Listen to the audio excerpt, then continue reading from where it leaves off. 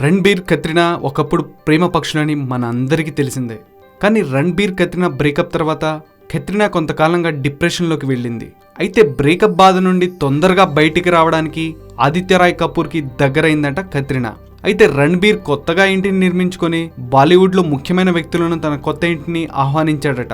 Interior డెకరేషన్కి 35 కోట్లు ఖర్చు చేశాడట రణ్బీర్. అయితే ఈ ఫంక్షన్లో తన సన్నిహితుల్ని అందరినీ పిలిచాడట. కానీ కత్రినాని మాత్రం పిలవలేదు. దీంతో కత్రినాకి మండిపోయిందట. అయితే అదే రోజు ఆదిత్య రాయ్ కపూర్ని కత్రినా తన ఇంటికి ఆహ్వానించింది. ఆదిత్య రాయ్ కపూర్ కత్రినా ఇంటికి రావడం మీడియా కంటపడిందట. ఆ ఫొటోస్ వెబ్సైట్స్లో హల్చల్ చేస్తున్నాయి. అయితే ఇదంతా కత్రినా రణబీర్ మీద కోపంతోనే చేసింది. బ్రేకప్ తర్వాత నేను హ్యాపీగా ఉన్నానని ప్రూవ్ చేసుకోవడానికి మీడియాకి లీకులు ఇచ్చిందట.